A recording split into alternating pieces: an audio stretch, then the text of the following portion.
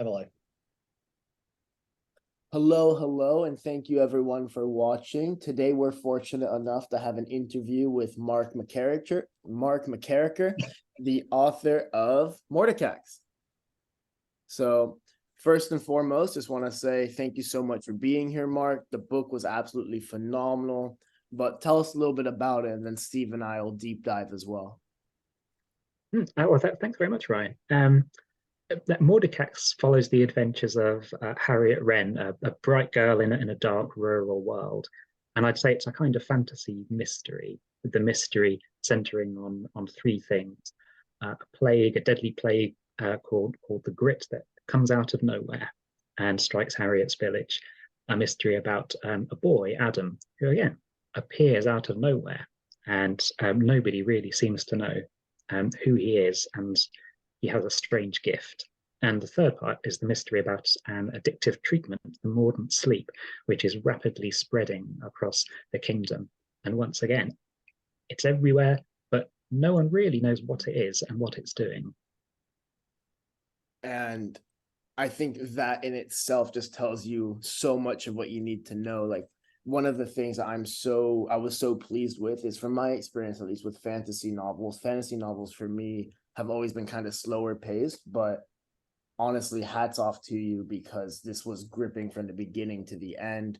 And yes, there will be spoilers, because again, we assume that people who watch these interviews have read the books, but it was so gripping. And really, the way you wrote this, in terms of having having the misdirection with Adam and everything. Like, I was very much team Harriet, or team forgive me, I forget her name, but kind of the evil witch of the story. I was very much on her side until it all became very clear, and I thought that was super well written and at a very, very good pace. Oh, well, thanks very much. I'm really glad you said that. So about the pace, I'm a very slow writer and a very slow reader. I probably will never write very long books, so the pace is really always going to have to be fairly quick if the story is going anywhere. And yes, I thought a lot about misdirection happening in the story in various ways. One of the biggest things I've struggled with over the years trying to write stories is making things a bit more subtle than there's the witch, she's bad, and everyone can see it. As I was told recently by a reviewer who'd read one of my books, and there was a big plot twist in it, and they said they loved the plot twist and everything. There was other things where they said you need to trust your readers a little more. And I felt like the whole way through Mordicax, I was being fed all these little details, and I couldn't tell what was trustworthy information and what wasn't, because of course you're dealing with I don't know what the time period is, but it's a little bit ye olde Englandy kind of thing. The education level's not massively high. So you're not sure. There's a lot of rumor in the story. There's a lot of hearsay in the story. You're getting second-hand, third-hand information. And I think there was a kind of running theme the whole way through it of the details are there if you know what you're paying attention to, or if you know what to look for. But I was similar to Ryan. Like, I thought the good old witch trope was, that's a classic. Like, the good witch was going to protect everyone, and this strange boy had come to upset everything, and of course it ended up being the complete opposite. Spoiler alert. In terms of so I had a question to ask first, which you've alluded to brilliantly. There's a lot of things like willful blindness in the book, whether it's an addict who doesn't want to see the trouble that they're causing, or people making judgments and assumptions about each other. So is that why you made the plague affect the eyes? Or was that just like the most horrible symptom you could think of? Because what a horrible symptom. I'd love to have thought of that. I'd love to have thought, that's a good metaphor. But it's actually pure coincidence. Respect for admitting it, fair enough. I suppose the ultimate inspiration for the Grit was a terrible bout of conjunctivitis that I had a few years before coming up with the story. Clearly not as bad as the Grit, but it just made an impression. And it was also relevant, as it turns out in the end, that it was it was kind of targeting the eyes of Adam in particular. But yeah, the metaphorical implications hadn't occurred to me at all until you mentioned it. That's rather pleasing. I need to stop doing that to people. You I give thought that was people really more cool. ideas. All right, you go, Ryan. No, I was just saying, you're giving people more ideas. It's good. Speaking of ideas, so I'm sure you saw when I reviewed the book, Mark, that I compared it to like a kind of Enid Blyton vibe, almost a little bit Famous Five. It's a younger cast solving a mystery where adults are doing bad things. Not everything's as it seems. And I've always shied away from writing younger characters because I don't think I could do it justice. But were the cast always so young? Did you always want to make it that way, or was that something that developed as you went on? Good question. And yeah, that they have always been young. And thinking about it, it might well be because I started trying to write seriously in my childhood, early teens, when those were a lot of the kinds of books I was reading, with the young protagonists uncovering mysterious plots. But I never quite got to the end of something I was really satisfied with. So I've almost been continuously writing in the same genre I got stuck in, even though my reading tastes have moved on. I'm stuck in that groove because it's quite comfortable to write it. Yeah, no, I get you. Sorry to interrupt you there. What kind of stuff did you read when you were younger then? What kind of stuff formed these ideas? A lot of the formative stuff I read, I think, in terms of fantasy, the Redwall series by Brian Jakes, I adored those for such a long time, and why there's normally some kind of monastic establishment in the stories that I write. Mordicax is no exception. Again,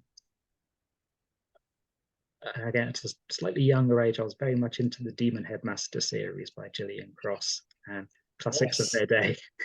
Yep. And again, it's got that similar vibe of the young protagonist up against some overmighty grown-up. Inevitably, Harry Potter series as well. Very big influence at that time. Since then, I tend to read more historical fiction. Patrick O'Brien, Master and Commander series, Hilary Mantel and Thomas Cromwell books, sort of immersive historical fiction, what I really lap up these days. Oh, that sounds amazing. Yeah, that seems like a kind of natural progression. I really like I think it's obvious that you like historical fiction, or that you at least like history. I felt like the whole way through the book, I was picking up little bits of things where I was like, this feels like it's been well researched. This feels like a good example was the use of language. There was loads of like folk language, colloquialisms. I'm not sure what to call it, but there was loads of references to how different languages affected things, what people would call things. What's the, you'll have to remind me, what's the proper name for the Mordicax lizards?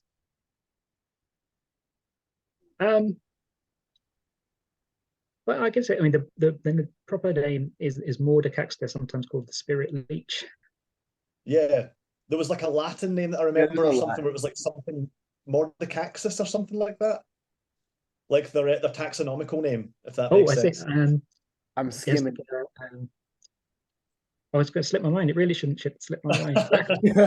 Well, it's stuck in here, even if I can't remember it. I'm skimming in the background. I'll find it. Yeah. But did you do a lot of research, or did that stuff all just come naturally from what you read anyway, and maybe like where you live and what you're into? A lot of it just pick it up as I go along, visiting places, random reading of things I've seen on TV. The only thing I specifically researched for Mordicax, rather than just happen to have heard somewhere else, was brewing. This is something I know very little about, but it turned out to be more important than I thought it was going to be. So I'm going to have to read a few articles about this. Make sure that I don't refer to yeast in the wrong way or something like that. Yeah, you'll always get someone messaging you saying that's not how that works. Definitely, and I'm sure I've got plenty wrong. It should at least be all right. No, very true.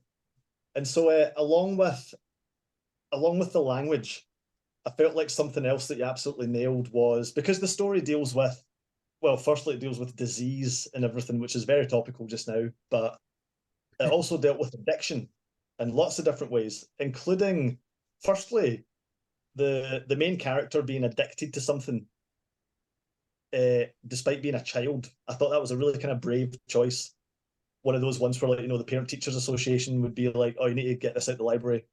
We've got the kids hooked. The kids hooked on lizards. Like, we can't have this." That's just an American thing. But the way that you portrayed addicts, I thought was fantastic. Like I wrote down in my notes, it's just train spotting with lizards.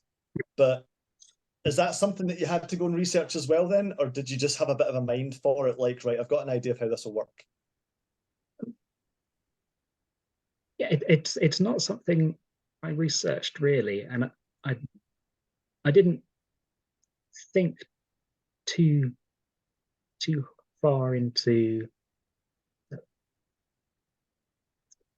analogies for real world addictions. I did sometimes get an image in my head of Holmes and Watson visiting an opium den, but it wasn't a sort of inspiration. But oh yeah, it's a bit like that. And I can picture scenes from a film. It very much gave off that, I guess, vibe as well, because they were going into these dens to get the Mordant sleep. They were going, and it was all being hidden. There was this level of secrecy to it, but at the same time, there's this element of, like, I guess for lack of a better word, they were keeping it a secret. What was it? Lady Hawk was keeping it a secret, but then they were making it the only option available. So there comes a point where how much was this inspired by well, I think for me at least, I see a lot of connection with today, and kind of, for lack of being topical, don't do it, Ryan. I was gonna go for it, like distrusting the government, distrusting society, distrusting like the pharmaceutical industry, like all that kind of stuff, because here we are in the story completely turning away and moving away from actual medicine, promising something better, but in reality it wasn't the case. Yeah, but it's a good question, and perhaps surprisingly, it's not something that I'd actually thought about. I didn't really have modern medicine or any of the infrastructures around it in mind, which feels strange to say it now. It feels like it might be quite in your face, but yeah, I perhaps had in mind when medicine goes rogue. Lady Hawks is very much a doctor who's strayed from the Hippocratic Oath in all sorts of ways, just a little bit into the zone of playing God. So that's more the perspective that I was writing it from. It is interesting to hear another angle. And this is a very random question, but one I'm just personally curious about.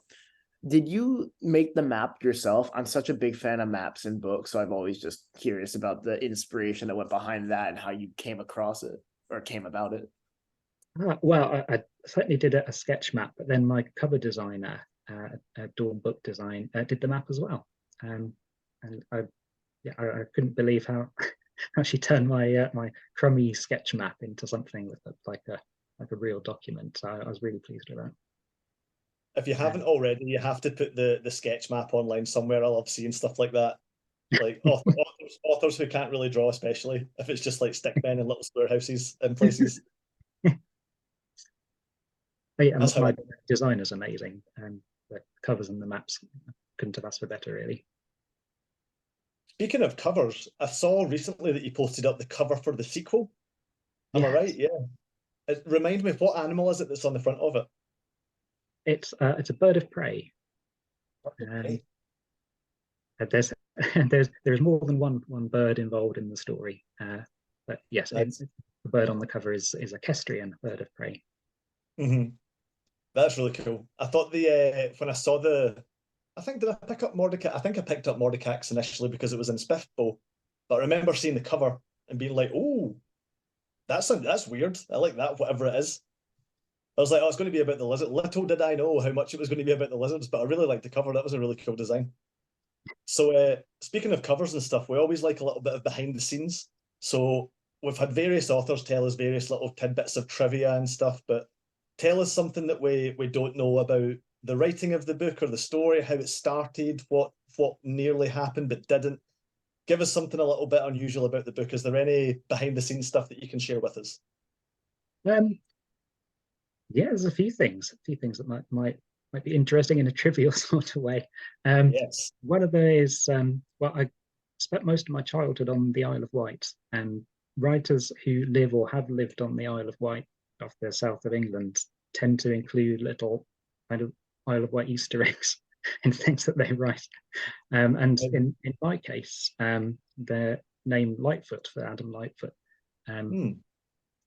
first heard of through an Isle of Wight ghost story about a medieval woman called Lucy Lightfoot, or as it turns out in the ghost story, a 19th century woman called Lucy Lightfoot who gets transported back in time.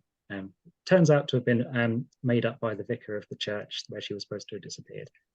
But it was an interesting story, and I really liked the name, so packed that away and then discovered it again. Oh, yes, I'll use that one. Oh. Yeah, Lightfoot's good. Lightfoot feels like a Hobbit name to me, I think. Yeah. Good neighbour Very for the much Proudfoots. Yeah. Oh, amazing. And did growing up in the Isle of Wight influence at all, like the feeling that you got in the novel of like these small communities, like being a little bit further away from help if you need it and stuff? Did that go into it at all? I think subconsciously, yes. I've never lived in a rural area, but it's an island that's largely rural and with these tiny villages. You hear stories, possibly apocryphal, but stories that in olden times people wouldn't have traveled much. Many people wouldn't have left the island. They might not have left their village.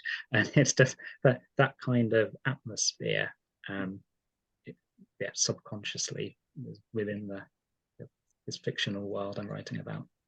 No, I mean, I think even then it shows, because yes, you see on the map, and on all maps things don't look too far apart. But if I remember, and she's going to drop off the mail places and stuff, that is an all-day affair. Like, that's not just I'm gonna hop over and come back. So I think that level of isolation definitely plays a role in all of this. Yeah, I probably will share my sketch map. It's got a scale bar on it, so you can see how comparatively few miles are between these places. But yes, it's meant to be a world where a mile is longer to them than it is to us. Yeah, of course. That's some isolation. So another thing that I really loved was the portrayal of rage, the portrayal of rage and hatred, like it's its own kind of corrosive substance that's gradually just infesting everyone. So as the story goes on, obviously I don't want to spoil too much for those who haven't read it, but as the story goes on, the rage and the hatred starts to build up in our main character. What was it? What did you draw on for that? Did that come from anywhere, or was it just you kind of went with the flow? It built up its own momentum. I mean, I'm not a very angry person, so it wasn't a given. But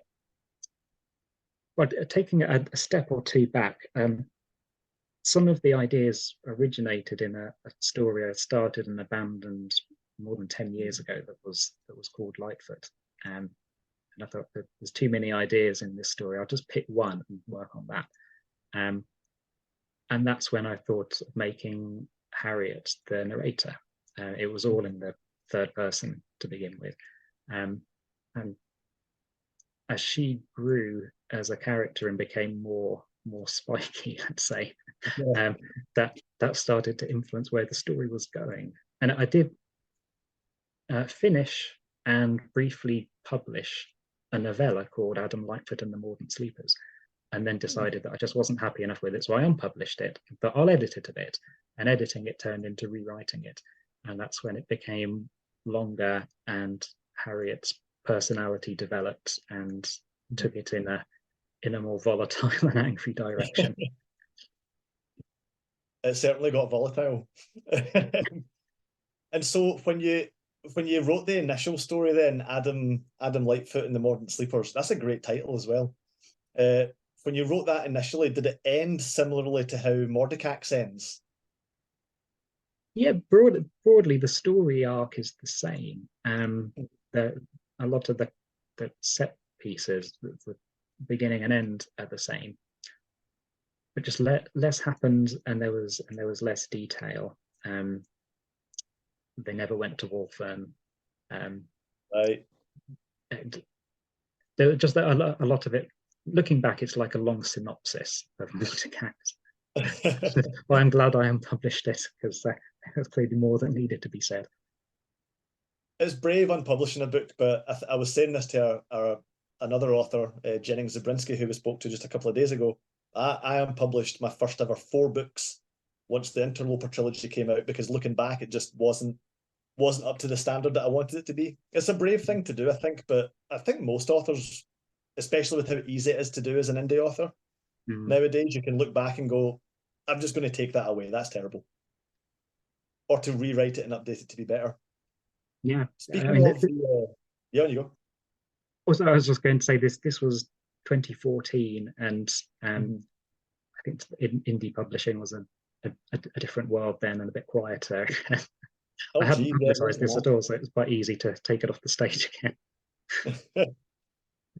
So earlier on, you were saying there was too many ideas in the one story initially, and so when I was going through Mordicax, I remember thinking, right, that's the plague story finished, and then it was the intrigue in the middle, and then the end of it was also like a kind of different story. So was it always split up to be almost like 3 different stories? Because I feel like they wove in and out of each other really well. Like they all drove each other forward, like the stories all drove each other forward. But was it always intended that way, or was that stuff that was added then mostly in the kind of second writing of it? It probably became clearer in the second writing, but I think broadly all there. And well, thanks very much. I'm glad you find it works well, because it's not obvious how well the interweaving works when writing it anyway. I guess it's like a cause and effect thing, right? But I felt like everything in the story happened because of something that had happened earlier, or a decision the characters had made. Even like, was it Wolfern that you were talking about, the abbey that they go to, where it all goes a little bit south? And and what a great scene as well. I was really, you know how when you're watching a movie and someone's underwater and you see if you can hold your breath the same amount of time, like I got that same feeling where I felt like I wanted the horse to go a bit, or the pony to go a bit faster. Like, I was like, come on. Yeah. So things like that, those set pieces were mostly then written in the kind of second writing of it. Yeah. I don't know if it falls into the kind of conventional 3-act structure. I don't really understand much of writing theory in that sense, but yeah, I'd say that around the middle of the book, that was all in the second writing, really. Interesting. And I know that this is a bit out of left field, but I wanted to kind of deep dive into like Lady Hawk and kind of the, I guess, like, for lack of a better word, the mentorship role she tried to take over with, I believe it was Alice and, was it Chris? Alice, and it wasn't Adam. The big fella. Yeah, the big fella. For like because it was basically like an internship, like learning about it and kind of educating people to continue along this process and to continue what she started. And when they were taking all the measurements and everything like that, that really got me off guard. I did not expect how it ended to be, or the attempted ending to be, what was going to happen with it.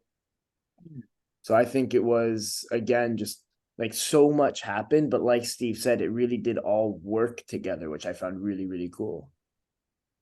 Great, thank you. And I think one of my favorite tropes in a lot of other books is the master and apprentice, or Mhm. mentor and mentee, in a benign setting, the Harry and Dumbledore kind of Yeah. relationship, and it was, I don't want to say fun, but kind of fun to turn that on its head, turn it a bit sour. The Evil mentor. Yeah, the old evil mentor. There was loads of tropes I felt like in Mordicax that were turned on their head. Like we were saying earlier about the good witch who protects the village and what nah, and then the strange outsider who comes to the village and messes everything up. But nope, turns out he's lovely. All these different things. And especially then when I got to the ending, I was like, oh, it's going to be a horrible downer of an ending. I bet it's going to be so bad. And then it turned out to be, again, not to spoil anything, but if you haven't read the book, what are you doing? Go and read the book. To get to the ending and for it to literally be like the power of love and friendship. It saves everyone's fat is great. I thought that was wonderful. Did you always have the kind of like slightly more uplifting ending in mind, or was the initial draft a bit rougher? Yeah, I do like happy endings. Yeah, It doesn't same. make the stories predictable. But yeah, I think that if I'm aiming for a happy ending, and I always want one, obviously, Yeah, then the stakes have to be pretty high for the ending to be happy enough to pay off. So, um, yeah. yeah, Happy I ending think only works when they've gone through absolute hell to get there, right? Like you've had to lose things, give up things, sacrifice things. You got to earn the happy ending. yeah, I hope it feels that they did earn the ending. Oh, absolutely. That's always where I wanted to take it. I felt like if they got, I felt like if the ending went south, they would have been robbed. I felt like it wouldn't have been deserved, because I think like those characters really, obviously you go through your ups and downs with Harriet because of how she treats Adam at times. At least I did. But the rest of the cast, Adam included, were just so, they were such genuine beings the whole time. It was like you don't want something bad to happen to them. So you're sitting here rooting for them and hoping and hoping. And I think that's like one of the things you did a great job of, is just until it all came to clarity, you didn't know. Like there was a moment where, like Steve said, like we thought it was all going to go south, but it, and I think that's the sign that that was really, really well written, so that we were dripped through that and we didn't know through that. Yeah, I'm so glad that it feels that way. And I tried to write whilst having some incidental music in the background that makes me feel that way.